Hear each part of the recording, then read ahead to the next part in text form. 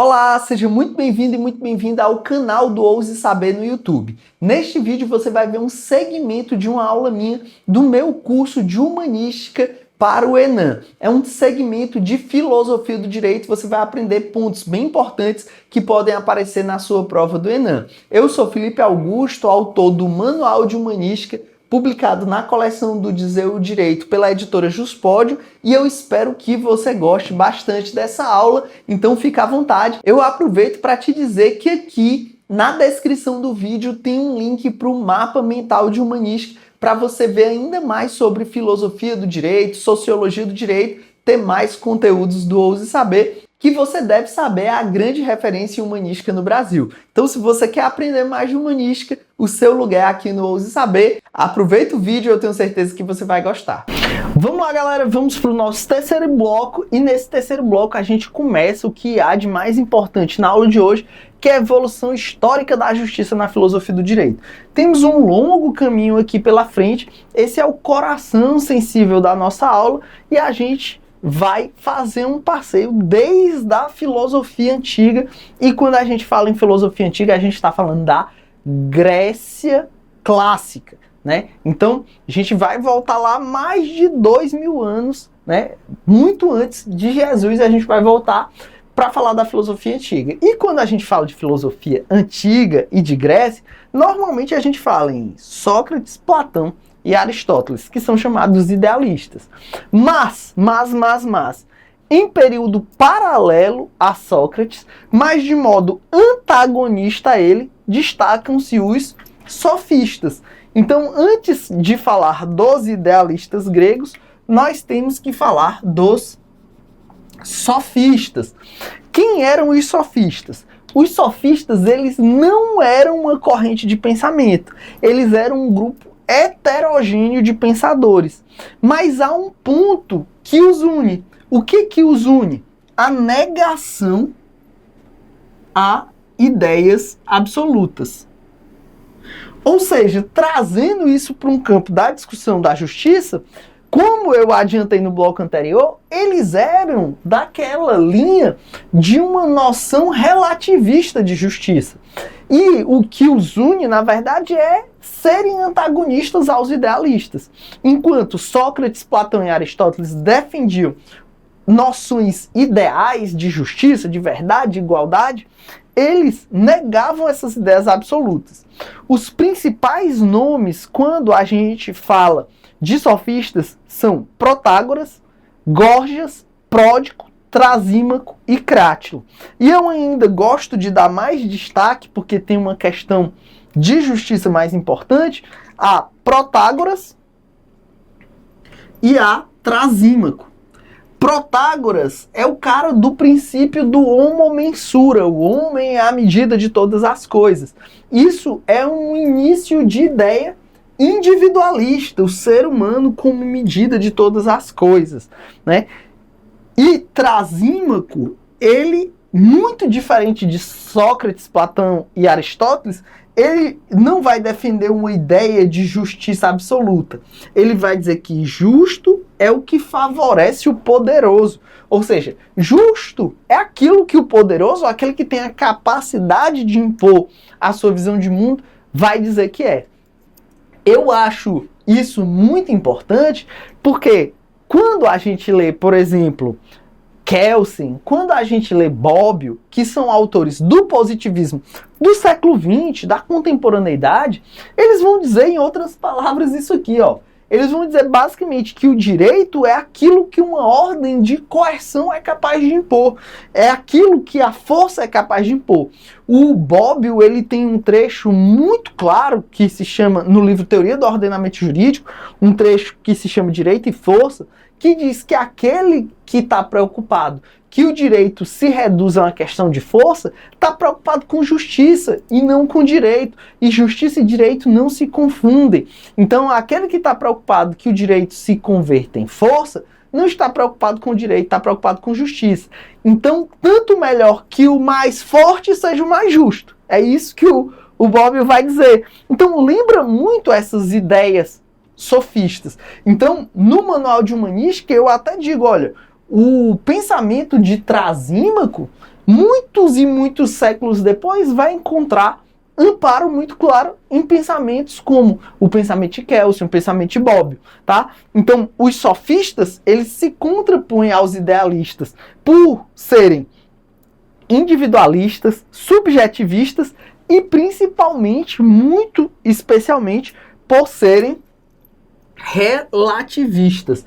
Eles não vão defender uma noção ideal de justiça. Eles vão defender que a justiça varia no caso concreto, e eu gosto de destacar o pensamento de Trasímaco, porque o pensamento de Trasímaco vai justamente, de certo modo, ser um fóssil, um ancestral do pensamento positivista do século XX, tá? Então, tem essa matriz aí do pensamento positivista do século XX.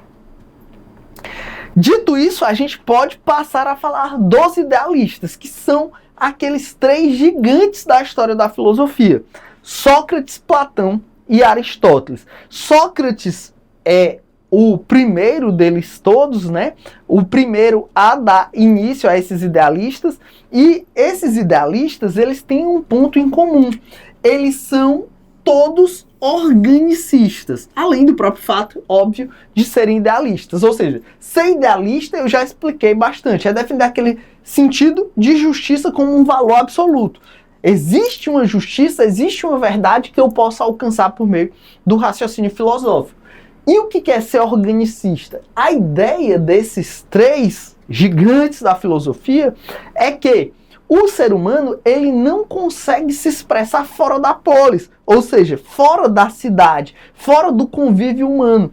O Aristóteles, inclusive, tem aquela frase clássica, ou aquela afirmação clássica, que é a do zoopoliticon, né? O ser humano é um animal político. O ser humano, ele não é capaz de viver fora da sociedade.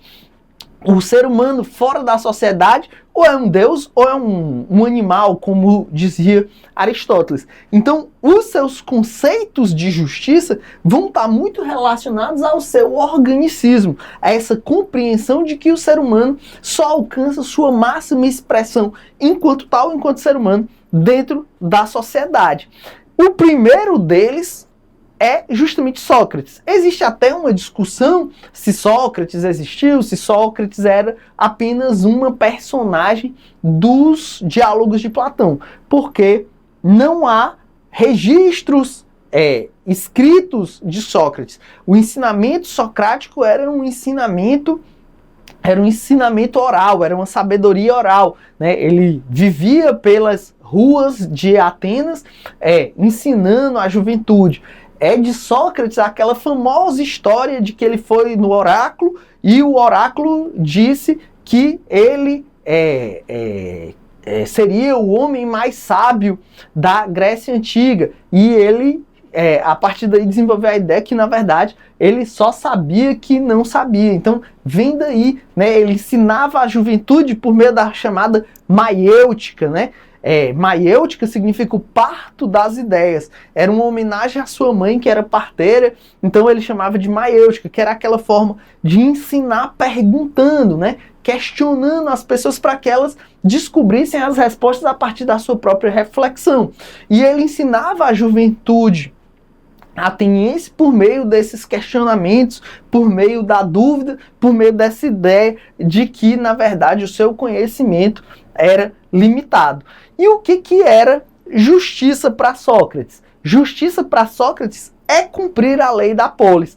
Perceba como esse conceito de justiça é um conceito, primeiro, idealista, idealizado, que parte de uma compreensão idealizada do que é justiça, é uma afirmação muito forte. Justiça é cumprir a lei da polis, mas além de ser um conceito idealista de justiça, é também um conceito extremamente organicista. Por quê? Porque a lei da polis é justamente a expressão, e lembramos que ele vivia em Atenas, né? O berço da democracia grega. Então, a lei da polis tinha um nível de construção social. Então, quando ele diz que justiça é cumprir a lei da polis, o que ele está dizendo é que justiça é se submeter à construção social, o que a sociedade define como regra a ser cumprida. A obediência às leis é a condição necessária, mas não suficiente para a realização da justiça. Isso significa que ele, de fato, vai fazer uma defesa de que a justiça está nessa realização social do cumprimento dos mandamentos sociais. E Sócrates, ele leva essa sua convicção ao extremo, porque ele vai ser justamente vítima dessa sua noção de justiça. Porque o que acontece? Como eu disse, ele ensinava a juventude ateniense por meio desse questionamento da crítica, e obviamente que as pessoas, quando se tornam críticas, reflexivas, elas começam a questionar o mundo ao seu redor. E o Sócrates começou a incomodar muitos poderosos de Atenas, e por isso foi condenado à morte. Foi condenado à morte sobre a suposta alegação de cultuar falsos deuses, porque ele dizia que, na verdade, esses deuses que ele cultuava era a sua própria razão, né? A sua própria consciência. Então, ele foi condenado por cultuar falsos deuses e foi condenado à morte por meio da ingestão de cicuta. E tem um diálogo platônico em que, justamente, os discípulos vão visitar Sócrates na prisão, e isso está no Fédon de Platão, né? Os discípulos vão visitar Sócrates na prisão, e um dos discípulos, que é Críton, né? Críton convida Sócrates a fugir disso. Mestre, vamos, vou adaptar aqui, né, as palavras, vamos fugir, a gente pode organizar a sua fuga. E Sócrates diz, não, eu não posso fugir. Por quê? Porque o bom cidadão deve cumprir as leis, mesmo que injustas, para que o mau cidadão não descumpra as leis justas, dizendo que elas são injustas. Felipe, me perdi, vou repetir. O bom cidadão deve cumprir as leis, mesmo que injustas, para que o mau cidadão não descumpra as leis justas, alegando serem injustas. Foi a frase de Sócrates, né? E ele, de fato, caiu, né? Morreu, foi condenado à cicuta por defender sua concepção de justiça. Então perceba como é uma concepção organicista, como é uma concepção que submete o indivíduo à lei da polis. Ele entregou sua vida em nome da sua convicção. É a maior prova desse idealismo e desse organicismo do pensamento socrático. Platão é o seu grande discípulo, a grande maioria da literatura acredita que de fato Sócrates existiu, em que pese não tinha deixado seu conhecimento de forma escrita, isso foi imortalizado nos diálogos de Platão, e Platão foi o seu grande discípulo, e por sua vez Aristóteles foi discípulo de Platão. Então Platão segue essa concepção bastante organicista do pensamento socrático, mas com algumas diferenças. Porque para Platão, justiça era cada um fazer o que lhe cabe. E perceba, fazer o que lhe cabe dentro da sociedade. Então, mais uma vez, o organicismo. Então, o que é o conceito de justiça para Platão? Para Platão, justiça é cada um fazer o que lhe cabe. Cada um deveria cumprir o seu papel social para garantir o desenvolvimento da polis.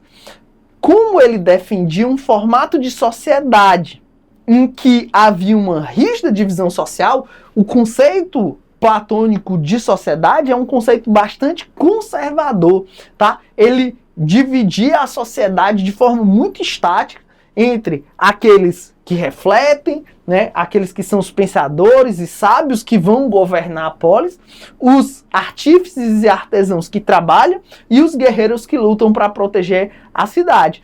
Então, o que era a sociedade para Platão, uma sociedade estratificada em que cada um tinha os seus papéis.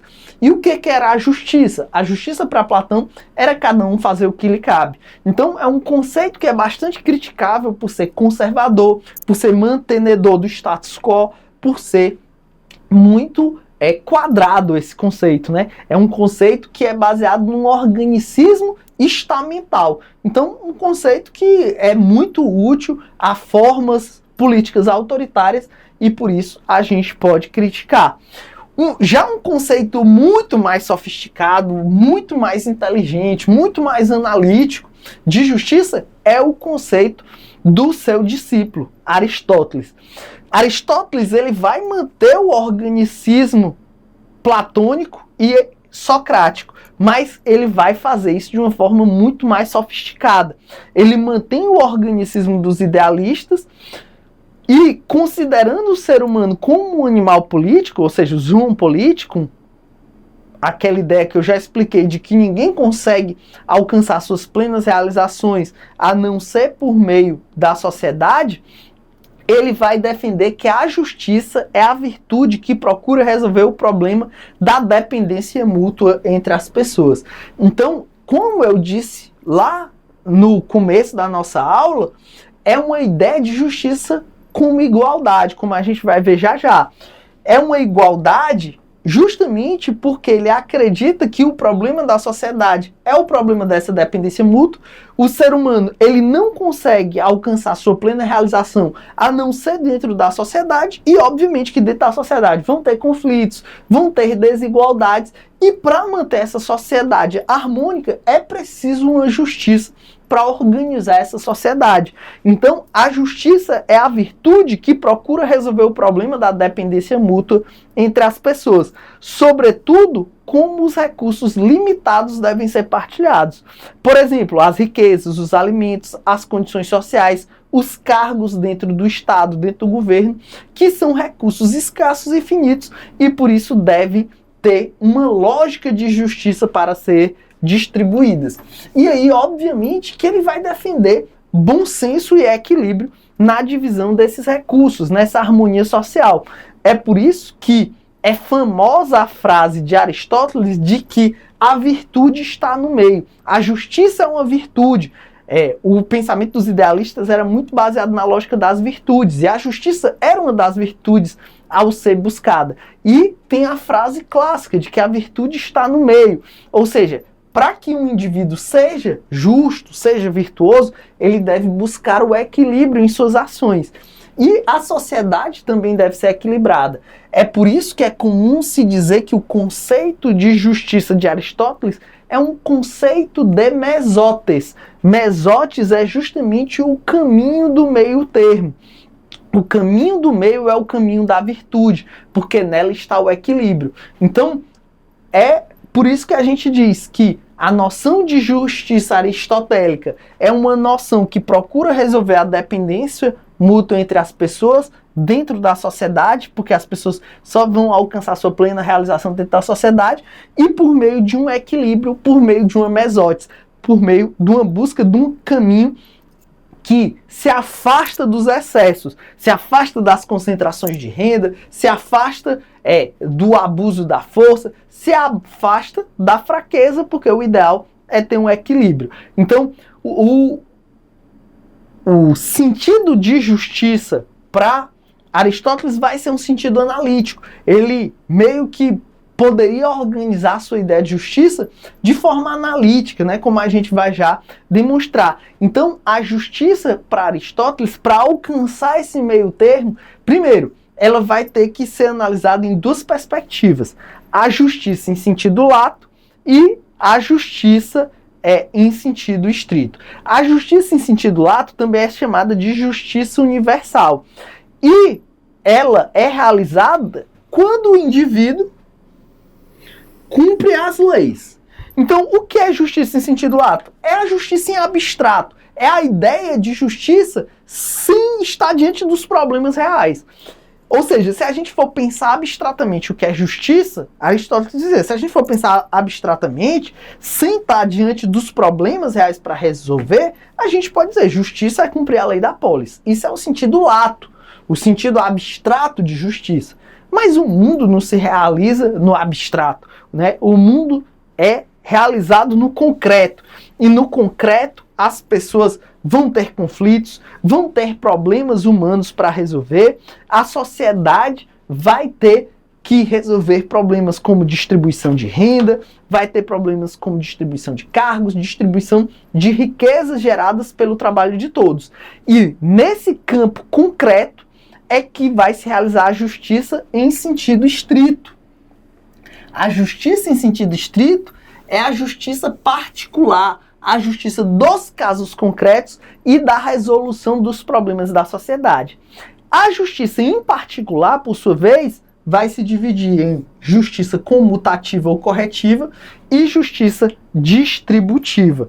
Então, a justiça particular ou justiça em sentido estrito se divide em justiça comutativa ou corretiva e justiça distributiva. Então, perceba, justiça em sentido lato, justiça em sentido estrito. Justiça em sentido estrito se divide em justiça comutativa ou corretiva e justiça distributiva.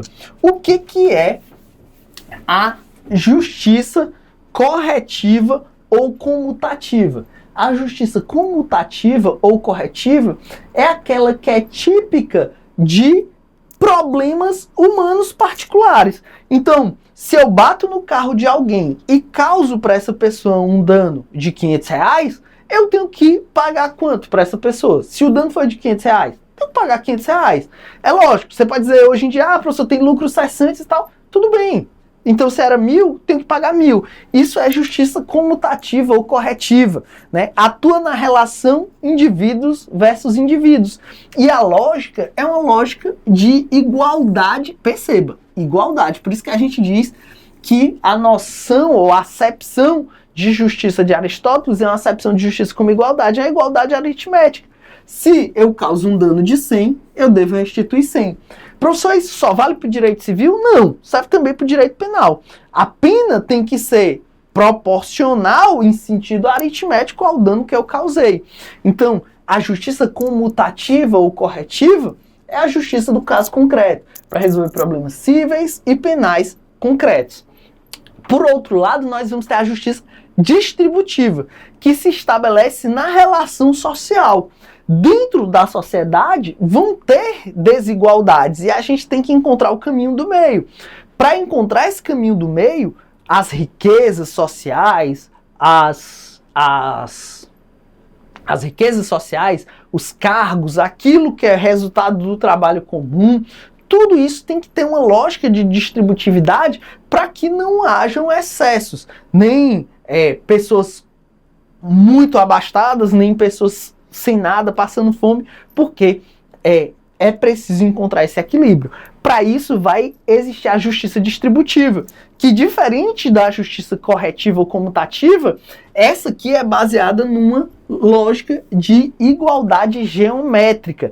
É baseado numa lógica de proporcionalidade. Galera, a ideia de proporcionalidade, essa proporcionalidade enquanto princípio constitucional, ou como alguns autores preferem, critério constitucional que a gente tem hoje, ela vai encontrar suas raízes em Aristóteles, galera. Vai encontrar suas raízes em Aristóteles. E é dentro dessa lógica de justiça distributiva que nós vamos encontrar aquela ideia de igualdade que ficou muito famosa no Brasil, atribuída a Rui Barbosa. Na verdade, Rui Barbosa estava parafraseando Aristóteles. Aquela ideia de que igualdade é tratar os iguais como iguais e os diferentes como os diferentes. O Rui Barbosa disse, né, aquinhoando as suas desigualdades, né? Ou seja, tratando os desiguais na medida da sua desigualdade. O Aristóteles já dizia isso, né? Que justamente a igualdade era tratar os iguais de forma igual, os desiguais de forma desigual, na medida da sua desigualdade. Era a frase já da lógica de justiça distributiva do Aristóteles. Então, era preciso distribuir os recursos para que aqueles que tivessem pouco pudessem receber algo dos que têm muito e assim encontrar um caminho do meio termo.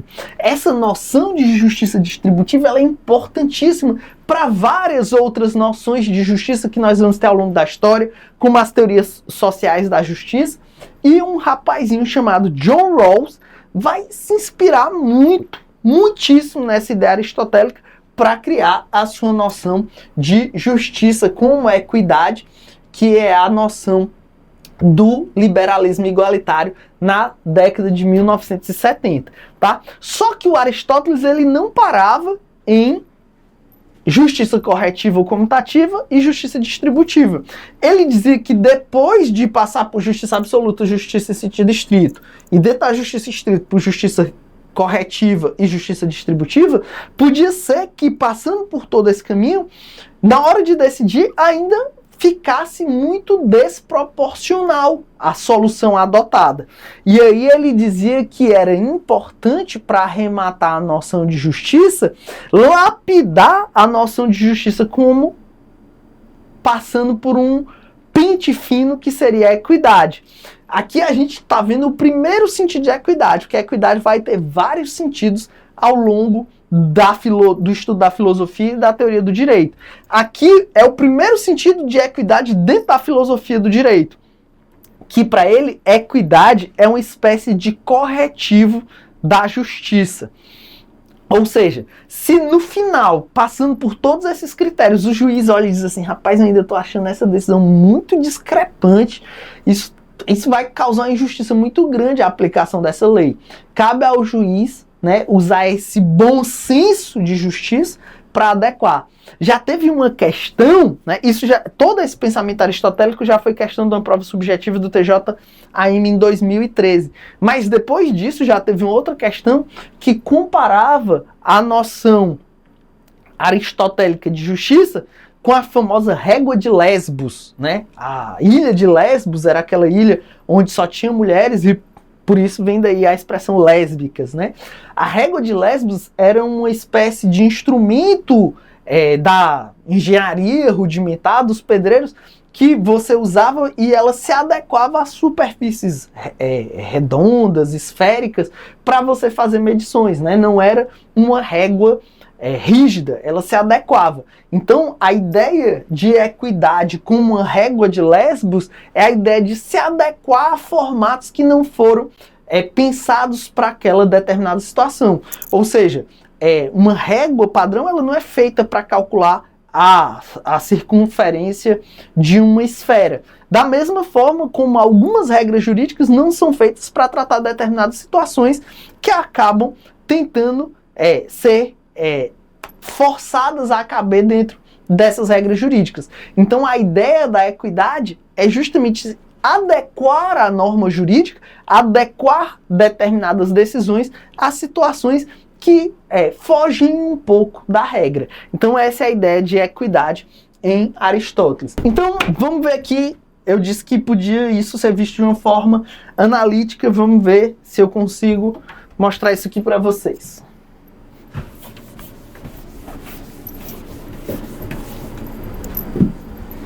Então,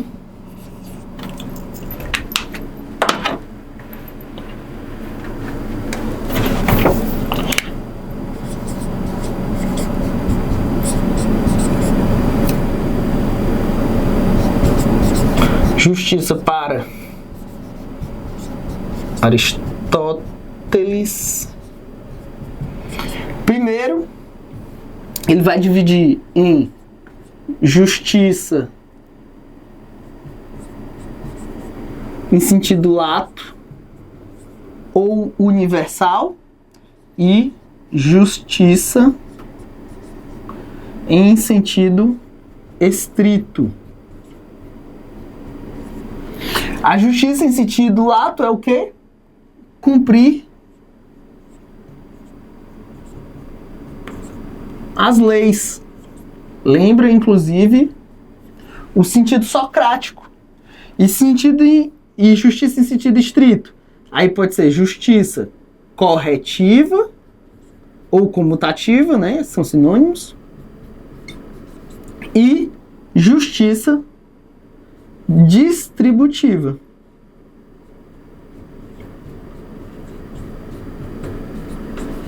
A justiça corretiva, baseada numa lógica aritmética. A justiça distributiva, numa lógica geométrica. E, como complementar a tudo isso, vinha a equidade, como uma espécie de pente fino para ver se havia uma adequação de todo esse contexto ao caso concreto. É por isso que se diz que em Aristóteles a equidade é um corretivo da justiça. Ela vem para passar um pente fino para ver. Deixa eu ver se no final das contas eu não fiz besteira, né? Então, esse é o quadro aqui esquemático da noção de justiça para Aristóteles. Por que a gente diz que a noção de justiça para Aristóteles é uma acepção de justiça como igualdade? Porque perceba, ele quer a igualdade entre os indivíduos. Se houve a quebra da igualdade numa relação civil, você tem que reparar isso. Se há uma grande desigualdade social, você equilibra essa sociedade por meio da justiça distributiva. E assim por diante, tá certo? Então, essa é a justiça em Aristóteles. Passada essa questão, né? Passada essa questão da justiça dos gregos, para a gente encerrar a filosofia antiga, a gente tem só que citar os romanos. Os romanos, eles têm um desenvolvimento filosófico também amplo, mas os romanos, eles foram muito influenciados pelos gregos. Se eu não estou ficando louco, foi o poeta romano Virgílio que disse, né, que os romanos dominaram os gregos, mas os gregos conquistaram os romanos, né? Os romanos, eles fizeram, inclusive, sincretismo religioso, né? Eles trouxeram como divindades para o seu politeísmo original, inclusive, muito da mitologia grega, só adaptando nomes, né? E muito da filosofia romana seguiu os passos da filosofia grega. Só que houve um filósofo romano, Cícero, que possivelmente foi o maior nome entre os filósofos romanos, que seguiu a tradição idealista. Isso é um ponto importante. A tradição idealista, a tradição de Sócrates, Platão e Aristóteles, ela dominou até o final da Idade Média. Lógico, há casos de pensadores, mesmo dentro da Idade Média, que não seguiam estritamente esse pensamento idealista. No Manual de Humanística, eu até cito Duns Scoto, Guilherme de Ockham e outros, mas é um pensamento bem minoritário, né? Mas mesmo no medievo, como a gente vai ver no próximo bloco, com Agostinho e Aquino, vai se seguir essa tradição idealista. E nos romanos também se seguiu a tradição idealista. E isso seguiu também para o justnaturalismo grego. Porque a ideia de justnaturalismo, ela vai surgir na Grécia. A ideia de justnaturalismo, ela surge na Grécia com a trilogia de Édipo, né, que era uma peça teatral desenvolvida por Sófocles, e numa dessas peças, Antígona, filha de Sócrates, vai desafiar o soberano da cidade, Creonte, para poder enterrar o seu irmão. E Creonte dizia que ele não podia ser enterrado na cidade, porque ele era traidor, e ela dizia que o direito de ser enterrado era um direito dado pelos deuses. E antes da lei dos homens existia a lei dos deuses. Isso é considerado o nascimento do justnaturalismo, que é justamente a ideia de que existe uma ordem de direitos que antecede as leis postas. Existe um direito ideal que antecede o direito posto. Então, já na Grécia Antiga, há a contraposição entre justnaturalistas, a ideia de que existe uma ordem de justiça anterior à lei positivada, e o direito positivo, que é essa ideia de respeito às leis postas. E os romanos, por meio de Cícero, bebem dessa tradição grega, seguem essa ideia de justnaturalismo, e o que a gente vai encontrar em Cícero de relevante é essa esquematização que divide entre direito positivo e direito natural. O direito justo, por sua vez, estaria gravado na consciência humana. Então, o direito justo seria um direito que estaria na consciência humana, ou seja, seria algo justnaturalista, da natureza humana. Ele lapidou a célebre frase: a essência do direito deve ser procurada na essência dos homens, ou seja, na natureza dos homens. Ou seja, o direito ideal é o direito natural, em contraposição ao direito positivo. Então, o que a gente vai ter de relevante na filosofia romana, a meu ver, para fins de prova, obviamente, né? Se a gente tivesse aqui num curso puro de filosofia, seria outra história, mas para fins de humanística, o que a gente vai ter é esse pensamento de Cícero e a importância da divisão do direito natural e do direito positivo de forma esquemática, né? Pensada sobre a perspectiva filosófica, porque pensada poeticamente, a gente já tinha lá na trilogia de Édipo, em Antígona, quando Antígona vai defender a existência de uma ordem de justiça anterior à lei dos homens, o direito posto. Dito isso, a gente encerra as noções de justiça da antiguidade clássica e no próximo bloco a gente vai ver as noções de justiça na filosofia medieval. E nesse bloco a gente avança para a Idade Média. A gente sabe que com a queda de Roma a gente entra na Idade Média, né? Então a gente veio até a filosofia romana, Roma cai, a gente entra dentro da Idade Média. E a Idade Média foi aquele período que filosoficamente foi absolutamente dominado, pelo menos sob essa perspectiva eurocêntrica que a gente tem aqui no Ocidente, ela foi dominada pelo pensamento religioso e mais especificamente pelo pensamento da Igreja Católica. Então, do ponto de vista da filosofia do direito medieval, nós vamos ter esse forte cristianismo presente e aquele organicismo grego, ele se transforma num organicismo cristão, com a ideia de que, como todos nós somos filhos de Deus, compomos uma comunidade de filhos de Deus e que nós só somos capazes de ter realização no meio social guiados pela igreja e pela palavra de Deus. Então, continua esse forte organicismo, agora com as cores religiosas, com as cores da religiosidade cristã, e nós vamos ter os dois grandes filósofos desse período, o Santo Agostinho, né, e o São Tomás de Aquino, que cada um foi muito influenciado pelos filósofos gregos. Santo Agostinho tem uma forte influência platônica e São Tomás de Aquino tem uma forte influência de Aristóteles. Então, Santo Agostinho, ele vai desenvolver o que se chama de patrística. E nessa patrística, pra gente que é lógico, são dois gigantes do pensamento filosófico, é até grosseiro o que eu vou fazer aqui, o nível de simplificação que eu vou fazer do pensamento de cada autor, mas a gente tem que fazer isso porque nós temos aqui 2000 anos de história para avaliar, né?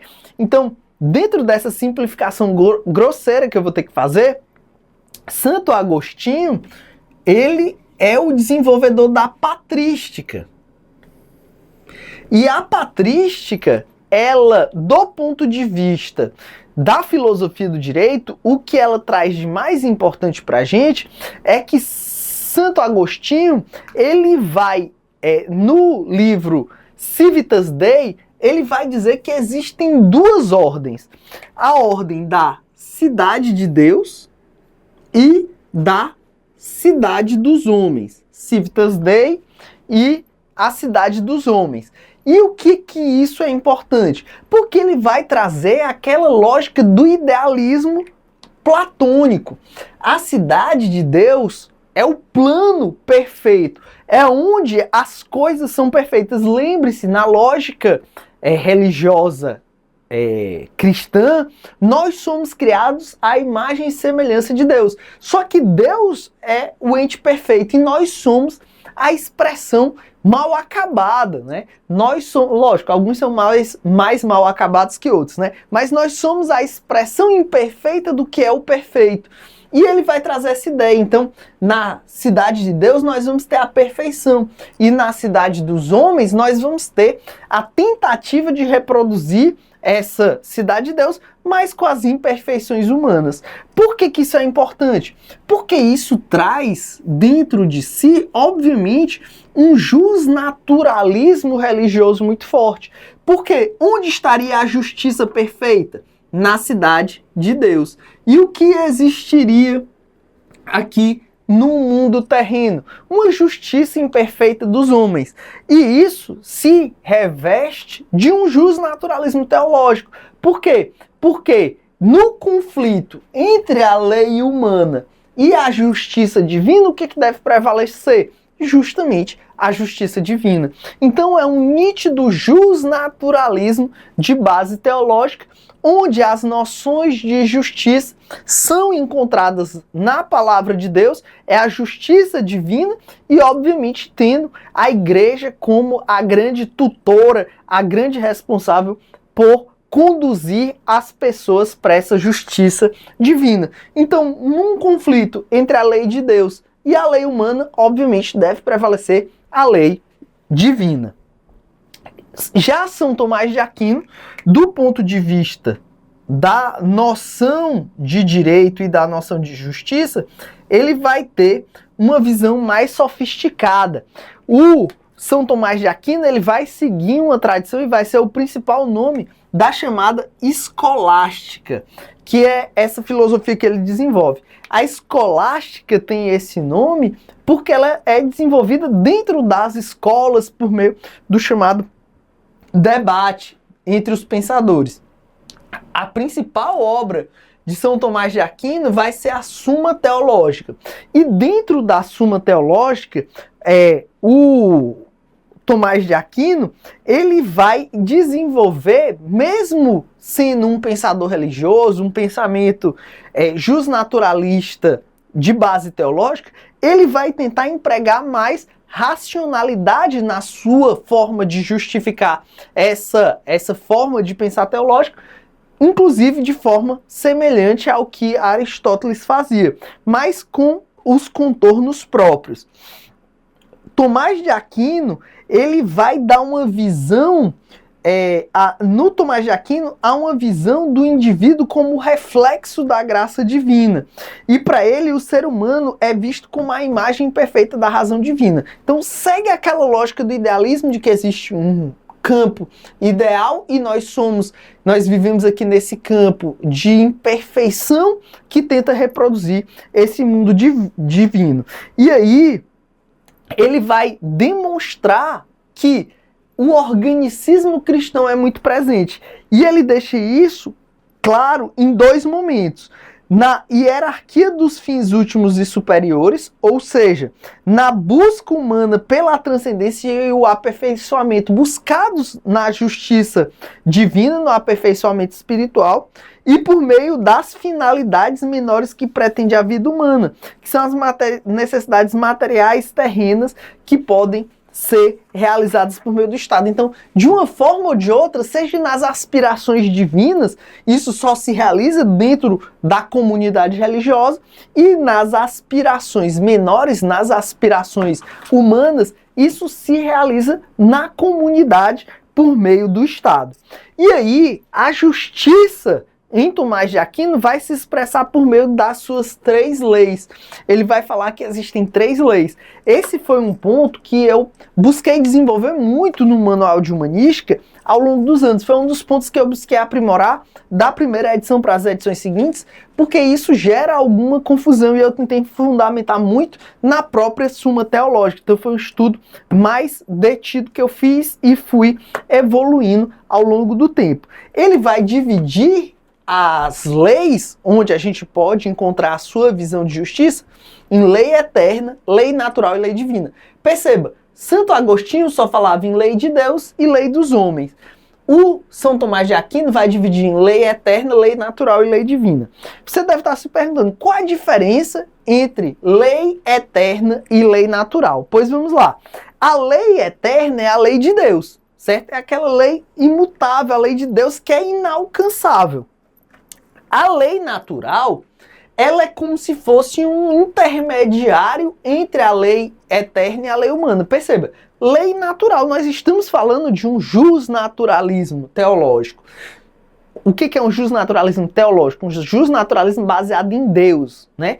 Lá no período da racionalidade liberal, vai se desenvolver um jusnaturalismo racionalista que, inclusive, dispensa Deus, né? Isso vai começar com Hugo Grotius, a gente vai ver na sequência.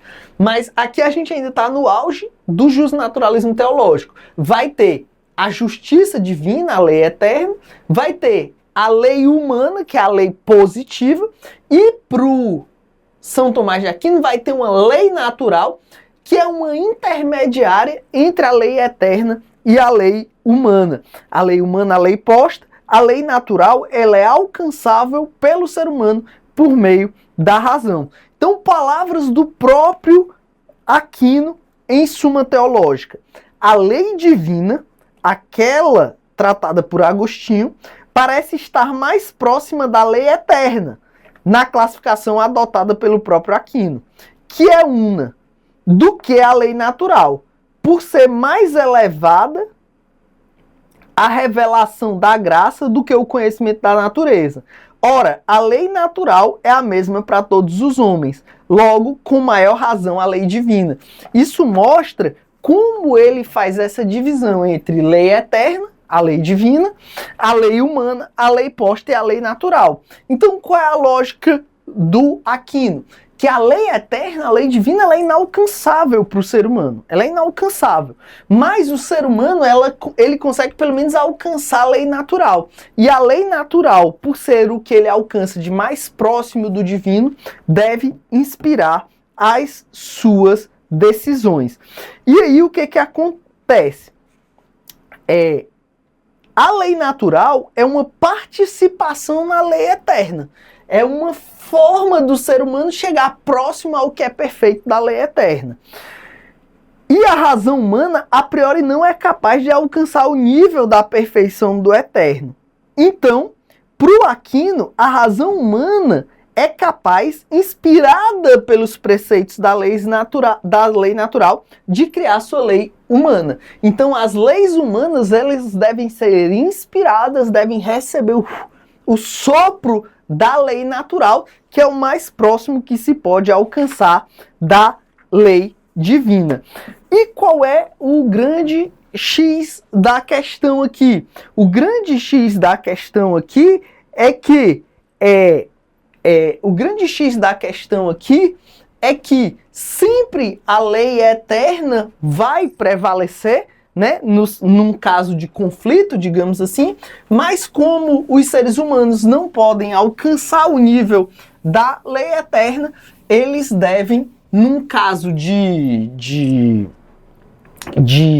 dúvida sobre a aplicação, sempre recorrer, né, aos ensinamentos da igreja para se posicionar diante desses casos. E aí o que acontece?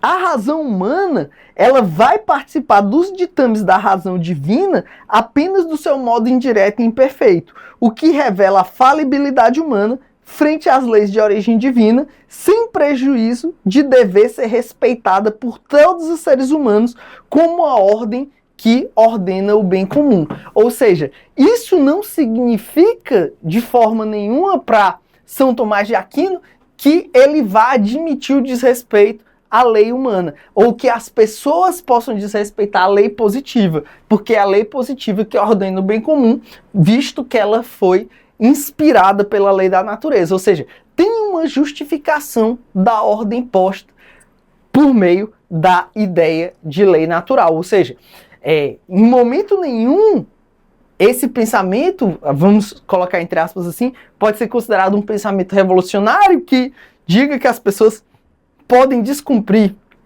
a lei posta porque existe uma lei natural anterior. Não. Na visão dele, a lei natural justifica a lei positiva. Então é uma forma de pensamento, na verdade, que diz que as pessoas, então imagina, os simples camponeses têm que cumprir a lei positiva mesmo, porque ela é resultado da inspiração da lei natural. Então é um pensamento de justificação da ordem posta, né? Ela tem um fundamento de jusnatural, mas um jusnaturalismo justificador da ordem posta. Essa é a conclusão que a gente tira aí do pensamento do São Tomás de Aquino. E aí a gente chega na Idade Moderna. A Idade Moderna, obviamente, ela vai ter dois momentos, né? Ela vai ter o primeiro momento, que é o momento do absolutismo, do Estado absoluto, do Estado forte, sem separação de poderes, onde o monarca, ele concentra em si todo o poder. E depois nós vamos ter as revoluções liberais, as revoluções burguesas, que vão derrubar o antigo regime e aí trazer as bases do Estado Constitucional de Direito, trazer direitos fundamentais, trazer separação de poderes, trazer limitação do poder do Estado. Então, o primeiro momento é o momento do Estado absolutista. Quando o momento histórico da Idade Média começa a entrar em crise, o que acontece? Havia aquela grande fragmentação de poder da Idade Média, começa a ser necessário uma reconcentração do poder, né? E isso começa a acontecer com o ressurgimento do Estado. Um dos primeiros autores a reintroduzir o conceito de Estado na modernidade foi ninguém mais, ninguém menos do que o Nicolau Maquiavel na obra O Príncipe, né? Ele vai retomar esse conceito de Estado que estava esquecido lá desde a Grécia Antiga, porque na Idade Média o que existia era a grande fragmentação do poder político. Mas no começo da Idade Moderna, o poder volta a se concentrar. Isso é importantíssimo até para a história do Brasil, porque o primeiro Estado a se reconcentrar, né, e ter o que caracteriza um Estado moderno, que é fronteiras bem definidas, um só centro de poder, uma moeda própria, uma tributação própria, um exército, foi justamente Portugal, né? Com a Revolução de Avis, Portugal foi o primeiro a se unificar, ter um monarca soberano, tanto que isso possibilitou o começo do mercantilismo e, por isso, Portugal foi o primeiro país a se pôr a navegar. E depois veio a Espanha, Inglaterra, França, etc. Mas Portugal foi o primeiro desses países. E nesse primeiro momento em que aquele modelo fragmentário de poder, ele se funde num poder central e que esse poder fica nas mãos de um soberano, também houve correntes filosóficas para justificar essa concentração de poder. E aí nós falamos dos pensadores absolutistas dentro desse contexto. Os pensadores absolutistas, eles foram os teóricos que justificaram essa concentração de poder. E aí a gente vai ter duas linhas entre eles. A primeira linha é a do chamado direito divino, que a gente vai ter aqui Jean Bodin de um lado e Jacques Bossuet do outro. Bodin, em aulas anteriores, eu sempre tratava Bodin como... Bodin é um autor pouco estudado no Brasil, né? A gente vê pouca gente falando de Bodin. E até onde eu tinha estudado, Bodin é um autor do direito divino, dos reis, ok, beleza. Só que Bodin, depois eu estudei muito mais Bodin, e Bodin assim, era um cara super sofisticado para a época dele, ele tinha ideias assim que beiravam a revolução, assim, era um cara que, apesar de ele justificar o governo absoluto, ele tinha ideias muito, muito ousadas para a época dele. E Bodin, ele principalmente deve ser reconhecido por ser o grande desenvolvedor do conceito de soberania moderna. Essa ideia de um poder concentrado nas mãos de um soberano, de um Estado forte. Então, o principal aspecto de Baudin é esse. Mas, historicamente, Baudin e Bossuet, eles são citados muitas vezes como autores do chamado direito divino dos reis, que era uma linha de justificação que existia na época, que os monarcas deviam governar de forma absoluta porque eles eram representantes de Deus na Terra, ou seja, mais uma vez um justnaturalismo de base teológica para justificar o poder. Mas existia uma outra linha, que era uma linha do contratualismo, a justificação do poder absoluto dos monarcas com base no contratualismo social. O primeiro dos grandes autores contratualistas é um contratualista que vai defender um contrato social absolutista, né? A gente, no colégio, principalmente, quando estuda contratualistas, quando estuda o contrato social, a gente escuta muito falar do contrato social na versão Rousseau do contrato social, que é um contrato social liberal, para criar um Estado de Direito. Mas o contratualismo social vem muito antes de Rousseau. E um dos primeiros nomes do contratualismo é Hobbes, que é um contratualismo social de base absolutista. Hobbes é um autor relevantíssimo que merecia ser até mais estudado no Brasil. Hobbes, ele tem uma obra muito conhecida, que é o Leviatã, e o pensamento de Hobbes é muito sofisticado, principalmente para a época em que ele escreveu. Hobbes, ele é aquele cara que vai defender a ideia de que no estado de natureza havia a guerra do homem contra o homem, né? O homem era o lobo do homem. E aí ele vai defender que para encerrar essa situação de beligerância permanente, precisava ter um monarca forte, um soberano, um Leviatã. Leviatã é um monstro dos mares, também é muito conhecido pelo nome grego, que é o Kraken, né? Que é aquela figura monstruosa que surge dos mares. O monarca tinha que ser esse monstro forte para impor, por meio da força, a paz social. Então imagine Hobbes lá no início da Idade Moderna, tendo estudado a história do medievo e sabendo que a grande fragmentação do poder político na época dificultava o controle da violência, o controle social, e ele devia imaginar aquilo que é anterior ao Estado, né? Antes do Estado moderno, era o quê? Eles chamavam isso de estado de natureza. E ele imaginava, nessa fase antes do Estado, que existia uma guerra completa entre as pessoas. E ele vai dizer, as pessoas, elas, para sair desse estado semi-primitivo ou primitivo, elas com certeza fariam um contrato social em que elas abririam mão da sua liberdade em prol de um monarca forte que garantiria, por meio da força, a paz social. Então Hobbes, ele vai defender um contrato social em que as pessoas abrem mão dos seus direitos naturais para que um monarca absoluto forte possa, por meio desse poder, impor a paz social. Então é uma ideia que justifica um poder soberano, que justifica um Estado absolutista que, por meio da força, garante a paz entre os indivíduos. Então perceba, aqui começa uma longa caminhada de autores que vão falar de estado de natureza. Só que Hobbes, diferente dos autores do iluminismo, que a gente vai ver na sequência, os autores do iluminismo, eles tinham uma visão bem otimista do estado de natureza. Para eles, no estado de natureza as pessoas viviam bem, viviam em paz. Para Hobbes não, para Hobbes era a guerra do homem contra o homem.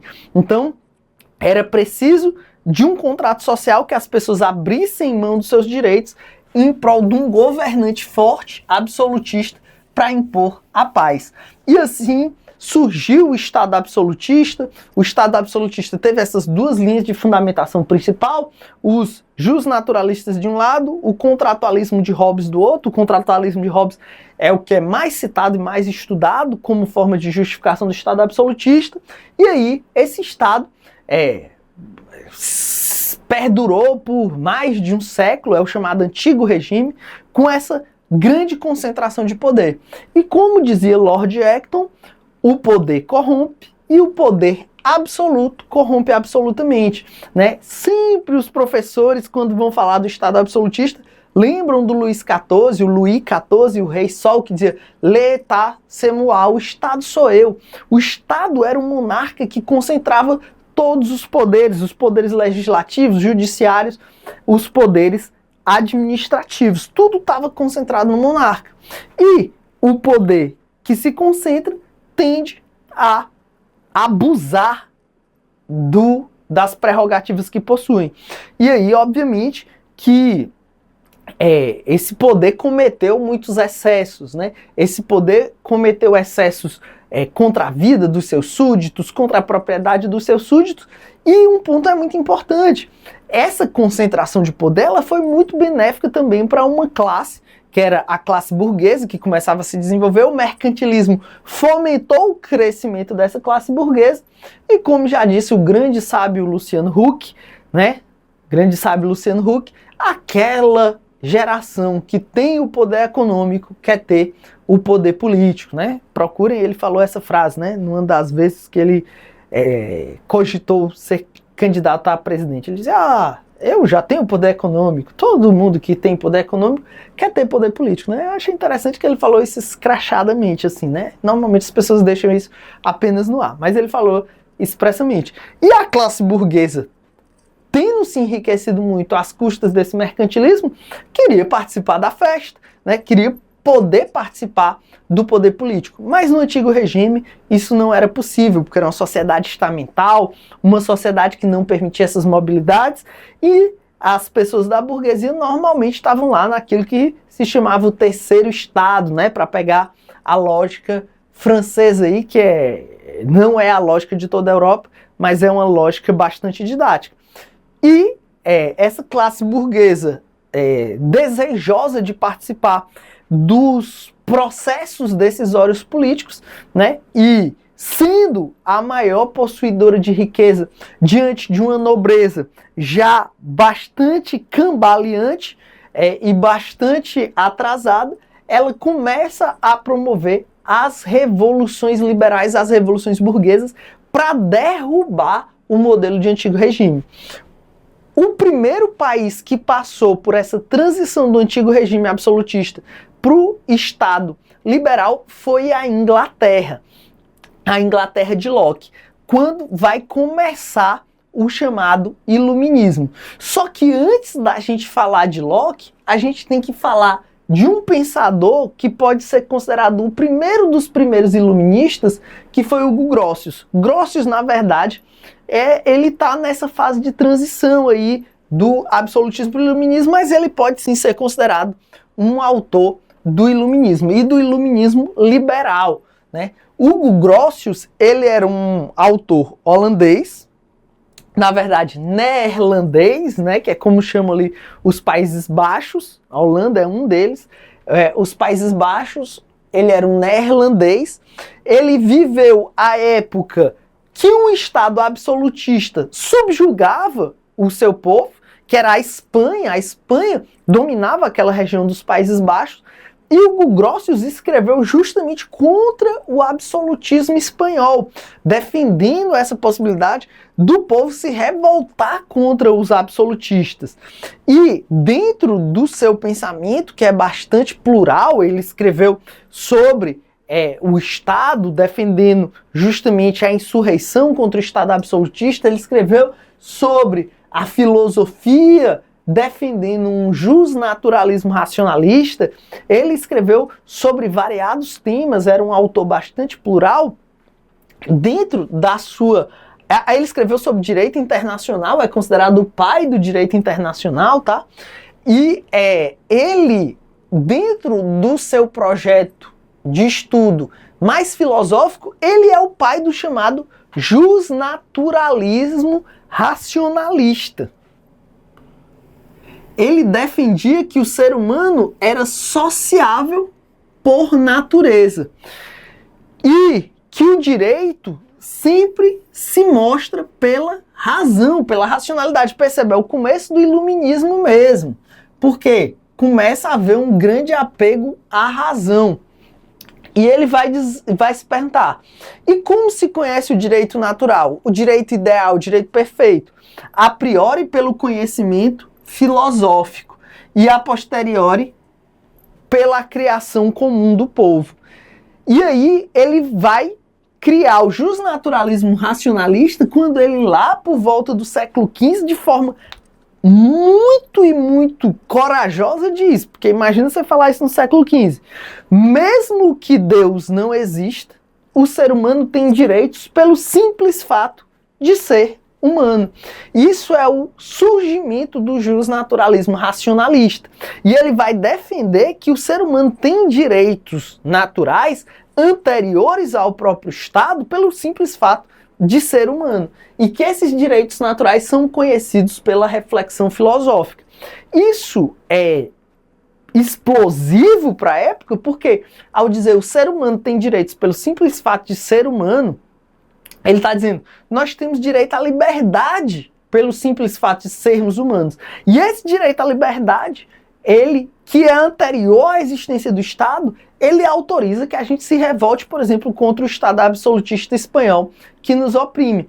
Então, ele foi um pensador muito importante no início do combate ao absolutismo, especificamente nos Países Baixos, né? E ele afirmava que o contrato social não foi uma ideia, mas algo concreto e múltiplo, tanto quanto as diversas contribuições políticas da humanidade.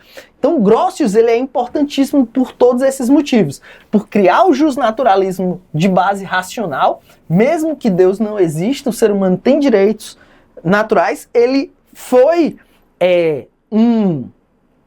um teórico anti-Estado absolutista, no caso, contra a Espanha, que dominava os Países Baixos, e ele também é o pai do direito internacional. E um contratualista que acreditava que o contrato social não era simplesmente ideia, mas uma realidade, algo que de fato aconteceu. Uma nota sobre Grotius. Hoje em dia, tem uma linha crítica que estuda os liberais, que mostra que apesar de todo esse lado belo, charmoso e revolucionário, libertário de Hugo Grotius, ele, ao mesmo tempo que escrevia tudo isso em nome da liberdade, ele aceitava tranquilamente a escravidão, negra e baseada em aspectos raciais, bem como a discriminação contra os povos das Américas, né? Para a gente mostrar as contradições entre pessoas que falam de liberdade para os brancos, né? Mas aceitavam, né, com naturalidade essa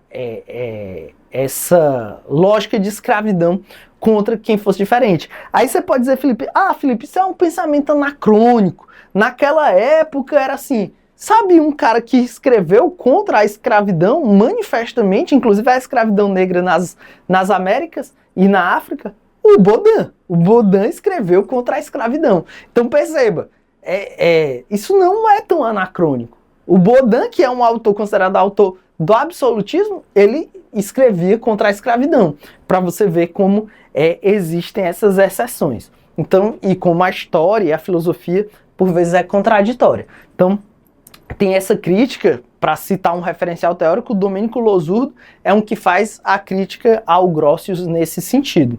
E aí, como eu dizia, o primeiro Estado, de fato, a fazer uma revolução interna e destronar um monarca absoluto, e no caso desse país especificamente, reformular sua monarquia para um modelo de uma monarquia constitucional, foi a Inglaterra. E a Inglaterra, ela foi muitíssimo influenciada por esse filósofo, John Locke. Ele foi tão influente durante a Revolução que muita gente questiona se, por ele ter vivido ali dentro da Revolução, o calor do processo revolucionário, se ele foi um teórico que escrevia e fundamentava a Revolução ou se ele escrevia para transformar em teoria o que a Revolução estava fazendo. Tem muito essa discussão, né? Um grande estudioso de Locke, que é o Laslett, ele começa os seus estudos trazendo esse questionamento. Será que Locke foi o grande teórico de uma revolução ou será que ele escreveu para colocar no papel as ideias revolucionárias? De uma forma ou de outra, ele viveu intensamente esse processo revolucionário e essas ideias liberais e iluministas, anti-absolutistas, vão estar nesse livro que é um clássico da filosofia política, que é o segundo tratado sobre o governo de John Locke. Então, ele não só ele traz a matriz do direito de revolução liberal, do direito de revolução burguês, como ele vai ser muito importante no processo revolucionário inglês, que derruba a primeira grande revolução a derrubar um regime absolutista, e perceber exatamente 100 anos antes da Revolução Francesa. A Revolução Francesa foi em 1789, a Revolução Inglesa foi em 1689, 100 anos antes. Isso é muita coisa na história. E as revoluções liberais mais importantes foram justamente a inglesa de 1689, a americana 1776 e logo na sequência a francesa de 1789. São os grandes movimentos que vão erodir as estruturas do absolutismo no mundo, fazendo com que os estados absolutistas fossem na sequência caindo como peças de dominó. E o Locke, ele vai trazer a gênese de ideias que são centrais no Estado constitucional até os dias de hoje. Ele, por exemplo, ele vai escrever em Cartas sobre a Tolerância, é um livro dele, a liberdade religiosa. O Fábio Conde Comparato, por exemplo, ele vai dizer que a tolerância invocada por Locke não é uma simples virtude moral, mas antes um dever jurídico que incumbe tanto aos governantes quanto aos particulares, uns perante os outros. É o dever esse correspondente a um direito natural de todos, o direito de professar livremente as suas convicções. Então, ele já defendia a liberdade religiosa naquele momento. Isso é muito importante porque as crises políticas e religiosas da Inglaterra do período eram um dos fatores que geravam a instabilidade dentro daquele sistema absolutista. Mas o mais importante para a gente é o justnaturalismo de Locke. O justnaturalismo de Locke vai ser fundamental. Por quê? O segundo tratado sobre o governo é essencialmente um livro de contraposição às ideias do Hobbes. A gente poderia dizer que o Locke, e percebam que são dois filósofos ingleses, eles são os dois grandes filósofos ingleses de cada século, né? Um do século XVI e o outro do século XVII. Então o que acontece? O Locke, ele é o grande anti-Hobbes. O que era o estado de natureza para Hobbes? A guerra do homem contra o homem. Pois o Locke vai dizer que no estado de natureza o ser humano vivia em paz. O ser humano vivia em paz. O contratualismo do Hobbes era para quê? Para gerar um estado absolutista. As pessoas abriam mão dos seus direitos para um monarca absoluto poder impor a paz. Pois o Locke vai dizer, não, as pessoas viviam em paz no estado de natureza. Então o contrato social, ele também é contratualista, mas é um contratualismo liberal. Ele vai dizer, o contratualismo, o contrato social, não tem como objetivo abrir mão dos seus direitos em prol de um monarca absoluto. Nós cedemos parte da nossa liberdade, temporariamente, para um representante, porque na vida em sociedade civil, ele coloca como contraposição ao estado de natural à sociedade civil. Na sociedade civil a gente consegue realizações que no estado de natureza a gente não consegue. Mas não que no estado de natureza a gente vivesse em guerra. Não que a gente vivesse em condições terríveis. A gente vivia bem. A questão é que a gente consegue muito mais na sociedade civil. Mas a sociedade civil com um Estado só se justifica enquanto ela conseguir possibilitar mais do que o estado de natureza possibilita. Tanto que, se em algum momento essa sociedade civil com o Estado arregendo vier a transformar as condições de vida numa situação ruim, as pessoas que vivem no as pessoas que viviam em paz no estado de natureza têm, em nome dos seus direitos naturais, em nome dos seus direitos oriundos do estado de natureza, o direito de derrubar os governos postos que geram essa pior condição de vida e retomar as rédeas da sua própria vida. Então, tem aí a gênese de um direito de revolução. O direito de revolução baseado na ideia de que nós temos direitos anteriores ao próprio Estado, direitos naturais e direitos do estado de natureza, e que a sociedade civil, por meio do Estado, só se justifica enquanto ela for mais benéfica do que esse estado de natureza. Tanto que o Giorgio Del Vecchio, o autor italiano, vai dizer que nas suas obras políticas, Locke dá justificação teórica dos sucessos então registrados no país. Contra o ensino de Hobbes, então perceba, eu disse que Locke era o anti-Hobbes.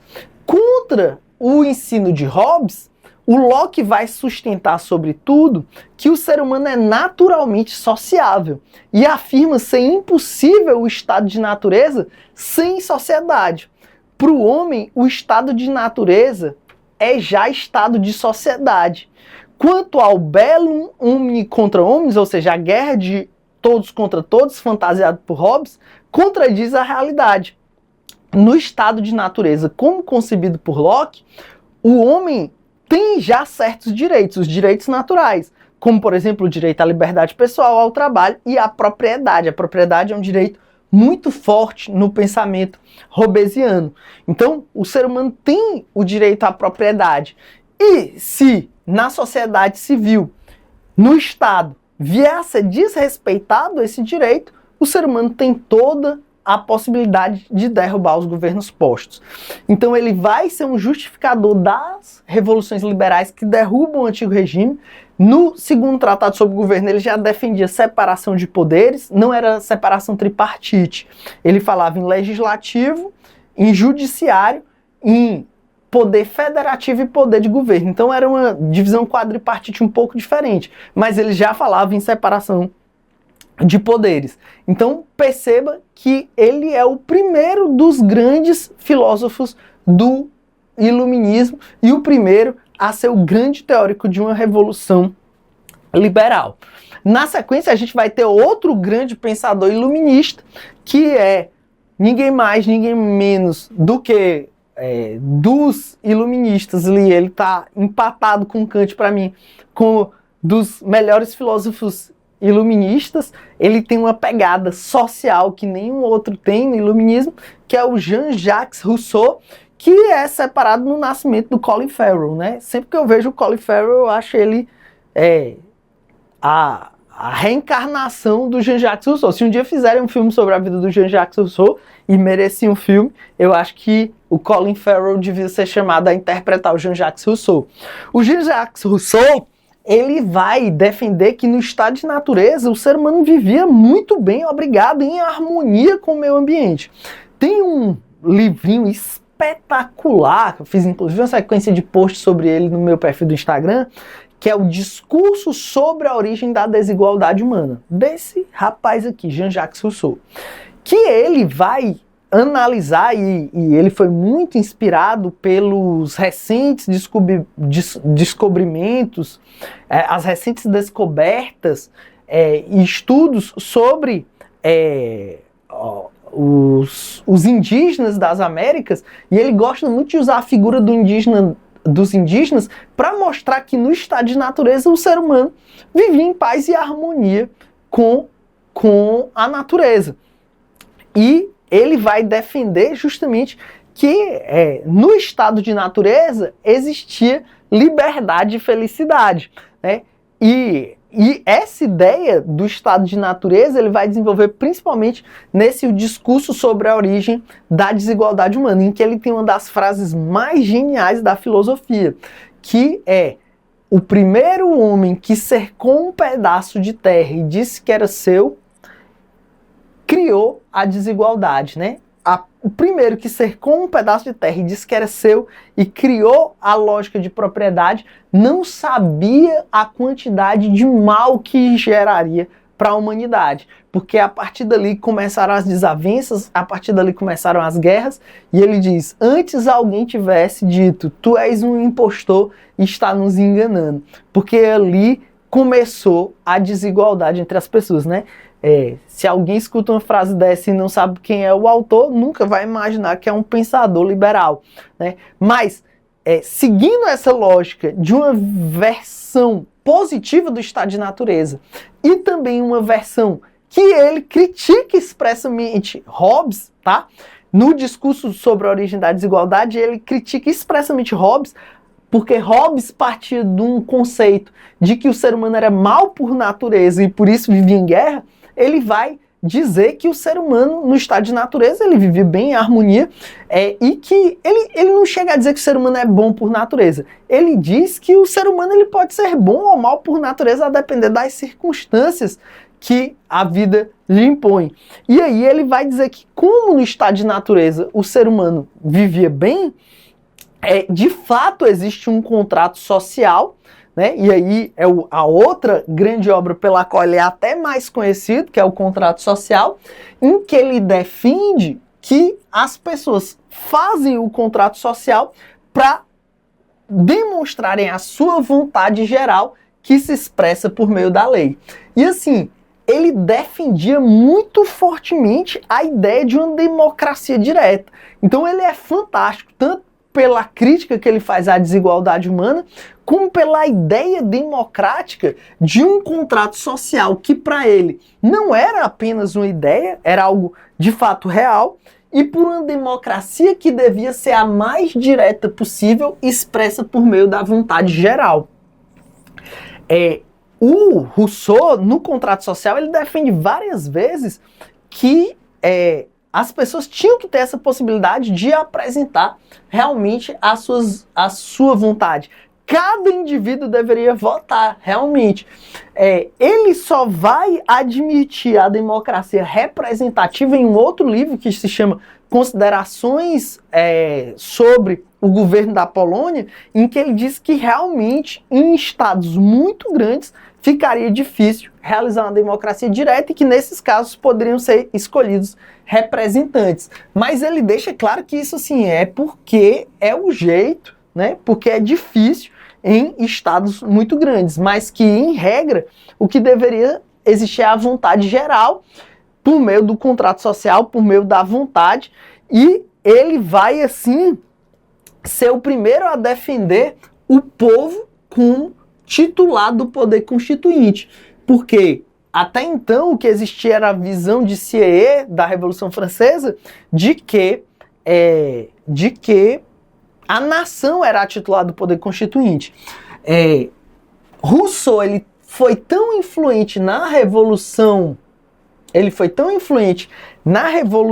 Francesa que ele foi muito perseguido ao longo da vida, então ele fugiu de lugar para lugar, porque suas ideias eram de fato incendiárias, e ele acabou morrendo na pobreza, mas os revolucionários franceses fizeram a exumação do corpo de Rousseau e marcharam com ele nos ombros para fazer um enterro com honras no panteão dos heróis da França, né? E olha que ele não era francês, ele era genebrino, né? Ele era da Suíça, mas ele está enterrado no panteão dos heróis, no Pantenon, no panteão dos heróis da França. E ele era tão influente que se dizia que Robespierre era a mão que executava os pensamentos de Rousseau. Então perceba, a fase mais extremada, né, da Revolução. Então ele vai trazer o povo realmente como titular do poder constituinte, criando assim a noção de soberania popular, uma noção que nos é caríssima até hoje. A noção de que o povo é o titular do poder constituinte nos é cara até hoje. Então esse cara aqui era muito pica, muito foda mesmo. Eu até me excedi aqui nas palavras, mas ele era muito pesado. E o último aqui dos autores liberais do iluminismo que eu vou trazer é um querido meu, que é Kant, né? A gente está dando aula aqui no Imperativo Concursos, porque a gente está justamente inspirado por Kant, né? Kant que vai trazer a ideia de imperativo categórico, de onde veio a inspiração para o nome do nosso curso. Então, Kant, ele tem a máxima do ouse saber, né, que faz parte da minha história também, sapere aude, né, que é ouse saber, ouse romper a zona de conforto que te priva de ser mais, que te priva de buscar ser mais, rompa isso. E ele é muito importante para a filosofia, principalmente por conta da lógica do imperativo categórico. Ele vai separar os imperativos categóricos dos imperativos hipotéticos. O que é o imperativo hipotético? Imperativo hipotético é aquele que você age porque você espera ter algum benefício com a sua ação ou por medo de sofrer alguma represália por essa ação. Ou seja, você age impulsionado por um prêmio ou por uma recompensa. Existe algo externo à própria ação que vai motivar essa ação. Isso é um imperativo hipotético. E o imperativo categórico é aquele que você age porque você acha que é o moralmente correto a ser feito. Porque é o que deve ser realmente realizado. Então, esse é o imperativo categórico. Kant, ele vai dizer que o imperativo categórico, ele pode se expressar principalmente, ele vai formular isso de diversas maneiras ao longo de suas obras. A obra que ele vai formular isso de várias maneiras e de forma mais focada na ideia de imperativo categórico, talvez seja mesmo fundação da metafísica dos costumes. Ele vai dizer que essa lógica do imperativo categórico, ela pode se expressar na seguinte frase: age apenas segundo uma máxima tal que possas ao mesmo tempo querer que ela se torne lei universal. Felipe, entendi nada. O que isso significa? Isso significa, haja em cada situação de conflito moral que se apresentar para você, de uma forma que você acredite que todas as pessoas na mesma situação poderiam se comportar. Tanto que é desse imperativo que vem uma daquelas acepções, isso vai se enquadrar como uma acepção de justiça, como reciprocidade. Ou seja, haja de uma forma que o seu comportamento possa se tornar uma máxima universal. Haja de uma forma que o seu comportamento pode ser reproduzível por qualquer pessoa que esteja nas mesmas condições. E isso também ele expressa de uma outra forma. Haja sempre de um modo que o ser humano seja o fim da sua ação. Você nunca deve objetificar o ser humano, tornar o ser humano um objeto das suas condutas. O exemplo mais dramático de objetificação do ser humano que a gente pode pensar é a escravidão negra, né? O que o processo colonial fez? Transformou homens e mulheres negras em máquinas de trabalho, né? Isso é o exemplo claro da objetificação. O ser humano não era o fim da conduta, ele era um meio para ser explorado. Então, isso mostra, né? Isso mostra claramente que tratar o ser humano sempre como o fim das condutas e nunca como um meio é um substrato muito forte para a noção de dignidade da pessoa humana. Tanto que até hoje, a noção de imperativo categórico de Kant é considerado o principal fundamento da dignidade da pessoa humana. O principal fundamento da dignidade da pessoa humana até hoje é a lógica de imperativo categórico de Kant, a lógica de que o ser humano sempre deve ser o fim e nunca o meio das ações. Isso fica claro até no nome, dignidade da pessoa humana. Você nunca parou para pensar por que a gente fala dignidade da pessoa humana e não simplesmente dignidade humana? A gente fala porque é a dignidade de cada indivíduo isoladamente considerado.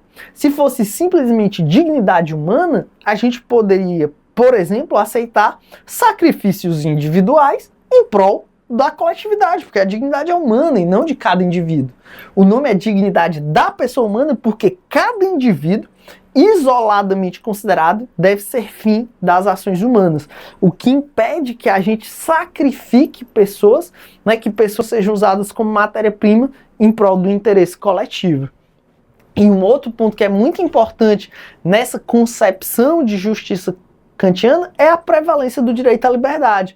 Ele, como um autor iluminista, ele vai escrever muito sobre a autonomia da vontade, sobre a necessidade da pessoa tomar as decisões livremente, sempre defendendo que a pessoa tome essas decisões de forma livre, mas dentro de uma lógica de imperativo categórico. Então, ele fecha esse ciclo liberal, né? Ele fecha esse ciclo da modernidade, ou pelo menos quase fecha, porque tem um autor que está na zona de transição entre o moderno e o contemporâneo, mas esse autor e a filosofia contemporânea a gente vai ver no nosso próximo bloco. Espero que você tenha gostado. Eu lembro que esse é apenas um segmento, são 2 blocos apenas da nossa aula 1 do curso de Humanística, que trata todo o conteúdo de Humanística para a prova do Enem. E eu te digo mais, no site do Ouse Saber, que você vai ver aqui abaixo, se você adquirir o curso de Humanística junto com o curso de Direitos Humanos, ambos específicos para o Enem, você forma o nosso chamado Combo Humanidades para o Enem. O que faz com que esses 2 cursos que vão te dar um ótimo retorno, porque com baixo investimento de tempo você tem um excelente resultado. Se você adquirir os 2, basta colocar os 2 no carrinho, não precisa de cupom de desconto, forma o Combo Humanidades e você tem um excelente desconto. Então, não perde tempo, vai no site do Ouse Saber, na descrição do vídeo tem o endereço do site e você já pode adquirir o Combo Humanidades com um valor diferenciado para você poder assistir todas as aulas de Humanística e Direitos Humanos, gabaritar essas matérias e ser habilitado no Enem. Até uma próxima!